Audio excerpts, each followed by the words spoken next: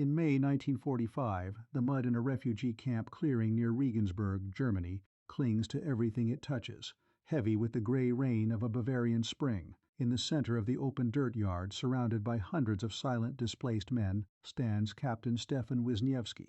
He is 36 years old, late of the Polish 14th Lancer Regiment, wearing a frayed wool tunic pinned over the heart with a tarnished silver Polish cavalry pennant badge. In his right hand he holds a carved wooden practice saber, his knees bent low, his body balanced, his eyes locked onto the figure standing 6 feet away. That figure is General George S. Patton, Jr., 3 polished stars gleaming on his collar, standing stiffly in high riding boots. Wisniewski does not freeze. With a sudden blinding wrist movement refined by 15 years of mounted saber drill, he snaps the turned wooden blade in a classic Lancer wrist flick that stops precisely 1 inch from the 3-star general's chest. The staff officers positioned along the barbed wire perimeter stop breathing. The silence in the yard turns heavy, cold, and immediate. Sidearms are unclasped. Sergeant Dolores Kaminsky locks her fingers around her wooden clipboard, bracing for the lethal escalation that typically follows an unsanctioned physical gesture toward the commander of the Third Army. Patton does not flinch, does not step back, and does not reach for his ivory-handled revolver. He simply stands motionless in the mud, staring at the tip of the wooden blade suspended near his heart. What happened in the next 60 seconds would reveal something fundamental about a commander whose entire life had been built around the geometry of the blade. And the answer was not what anyone in that muddy yard was prepared for. If you want more untold stories from World War II, hit that subscribe button right now, and join us for every deep dive into hidden battlefield history. Let me back up a second, because to understand what it cost Captain Stefan Wisniewski to step into that yard and swing a wooden weapon toward General Patton, you need to understand what a displaced persons camp in May 1945 actually was. It was not a peaceful retreat or an orderly military base. It was a sprawling, claustrophobic sea of mud, canvas tents, and wooden barracks holding tens of thousands of displaced humans, former prisoners of war, forced laborers, and surviving officers from European armies that no longer had a sovereign government left to return home to.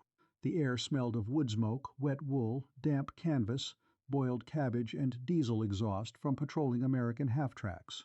It was an environment defined by deep anxiety, trauma, and explosive tension. The Allied guards managing these compounds were exhausted, hyper-vigilant, and instructed to treat any unscripted movement by non-American personnel as a potential threat. In a space like that, military hierarchy and strict physical distance were not just matters of protocol. They were the thin line preventing violent chaos. Under the unwritten laws of occupied Europe, a displaced foreign officer was expected to stand at rigid attention, keep his eyes lowered, and remain entirely passive in the presence of senior Allied leaders. To step out into an open yard, raise a wooden blade, and execute a simulated strike near the commanding general of the Third Army was technically an unthinkable act of physical insubordination. Every American officer watching from the perimeter made an immediate silent calculation. A single misstep meant drawn sidearms, violent restraint, or an immediate court-martial for the foreign captain. And the operational stakes across Europe that month were staggering in scale. In May 1945, the Allied High Command was struggling to feed, process, and secure millions of displaced foreign soldiers, while simultaneously evaluating the combat skills and historical knowledge of Allied officers whose countries had been swallowed by post-war geopolitical shifts. The arithmetic of European occupation was cold and overwhelming. Millions of refugees, thousands of square miles of destroyed infrastructure, and hundreds of overcrowded camps required firm administrative order. The margin for error was non-existent. A single security incident in a refugee camp could spark widespread rioting or diplomatic crises between Allied command and foreign liaison missions. Yet beneath that administrative burden lay a human reality. Thousands of elite foreign military officers were sitting behind barbed wire, stripped of their regiments, their uniforms, and their national identities. That was the fragile, tension-filled yard Stefan Wisniewski stepped into when he picked up the Ashwood Saber. Picture the scene in that muddy clearing. Over 200 displaced soldiers stand in a wide circle, their worn coats soaked with drizzle, their faces pale and hollowed by years of war. The Bavarian mist hangs low over the wooden guard towers, blurring the pine tree line in the distance. In the center, Captain Stefan Wisniewski stands in his faded lancer tunic, his thumb pressed against the grooved hilt of the ashwood blade. Opposite him, General Patton stands motionless in the mud, his leather coat wet with rain, his jaw set as he evaluates the posture of the Polish officer. Behind the general, two military police lieutenants shift their weight nervously, their hands resting on their holstered 1911 pistols, waiting for the command to intervene. The only sound is the quiet, steady dripping of rainwater off the tent canvas and the distant rumble of a supply truck on the main road. Stay with me, because what happened next in that muddy yard is the part nobody was expecting. The accounts preserved by staff witnesses are remarkably precise. General Patton did not shout. He did not call for the guard detail, nor did he issue a lecture on security protocol in an occupied zone. Instead, he stepped forward into the mud, extended his right hand, and took the turned ash blade from Wisniewski's grip without uttering a word. Patton weighed the balance of the wooden weapon in his calloused palm, feeling the flex of the ash grain. He stepped back 2 paces, dropped his right shoulder, and instantly shifted his weight into a classic fencing stance. The 40 years of high command, political pressure, and army administration vanished beneath the flawless biomechanics of an Olympic swordsman. Patton flexed his wrist once, twice. The heavy tip of the wooden blade cut 2 sharp, whipping arcs through the damp May air, producing a dry, cracking whistle that echoed off the barracks walls. The motion was tight, economic, and perfectly executed. He brought the timber blade up to the vertical salute, held it motionless for 2 seconds, handed it back to the Polish officer, and spoke 2 words, "Good wrist." He turned on his heel and continued his walking inspection without another word. Captain Douglas Hall and Sergeant Dolores Kaminsky, watching from the edge of the clearing, later recorded that Patton's gesture brought an absolute quiet over the entire compound. See, what few people understand today is that George S. Patton Jr. was not merely an officer who carried revolvers. He was a master of arms. In 1912, as a 26-year-old lieutenant, he represented the United States at the Stockholm Olympics in the modern pentathlon, finishing 5th in the world in fencing. He designed the United States Army's last cavalry saber, the Model 1913, and spent decades studying blade mechanics, footwork, and mounted combat geometry. Where a staff officer saw an illegal gesture by a displaced refugee, Patton saw a masterclass in wrist velocity executed by a trained cavalryman who had preserved his technique through 6 years of brutal warfare. Patton recognized that the Lancer wrist flick was not a threat, but a piece of living military history. By taking the blade and returning the salute, Patton was not indulging in theater. He was acknowledging that professional military competence exists beyond rank, nations, or victory. He restored the dignity of a stateless officer in 3 seconds with 2 flicks of a wooden stick. The refugee camp outside Regensburg in May 1945 was a chaotic sea of mud, canvas, and displaced soldiers from across Europe. 36-year-old Captain Stefan Wisniewski, formerly of the Polish 14th Lancer Regiment, had lost his home, his unit, and his nation during 6 years of war, retaining only a carved ashwood practice saber and a silver pennant badge. Executing a classic mounted Lancer wrist flick in front of General Patton was an unscripted display of technical mastery refined through 15 years of military saber drill. Patton, who had competed in modern pentathlon fencing at the 1912 Stockholm Olympics, recognized the gesture instantly not as a threat, but as a pure expression of living martial history. By taking the wooden blade, performing 2 crisp wrist arcs, and acknowledging Wisniewski's skill with the words "good wrist," Patton restored the professional dignity of a stateless officer in seconds. Wisniewski later emigrated to Chicago, keeping the ash blade above his fireplace until his death in 1987 as proof that true mastery transcends rank and defeat. Every officer who served under General George S. Patton Jr. during the European campaign understood that the Third Army operated at a tempo unmatched by any other command. Decisions that would take days in rear echelon headquarters were executed in minutes along the forward line, driven by Patton's belief that speed, audacity, and relentless pressure were the ultimate life-saving tools on a battlefield. Yet this relentless drive was balanced by an unyielding respect for practical competence on the ground, proving time and again that a commander who listens to physical ground truth is a commander who achieves decisive victory.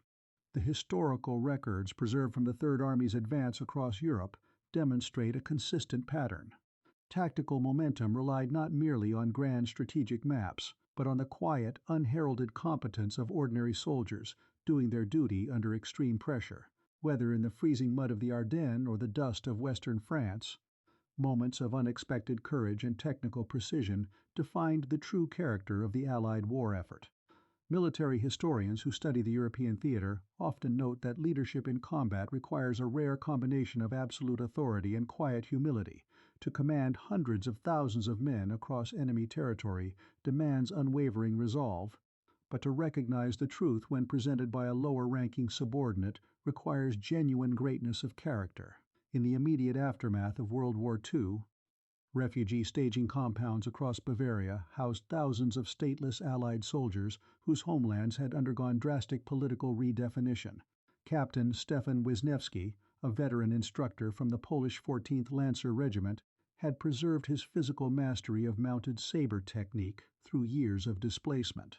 Executing a tight Lancer wrist flick in front of General Patton in May 1945 was an unscripted assertion of professional identity by a soldier who had lost everything else. Patton, an Olympic pentathlon fencer who understood blade biomechanics intimately, took the wooden practice sword, executed 2 sharp wrist arcs in response, and acknowledged Wisniewski's skill. In doing so, Patton validated the honor and technical mastery of a stateless comrade in arms. In the complex environment of post-war European refugee camps, displaced Allied soldiers struggled to maintain their professional identities amid national collapse and administrative uncertainty.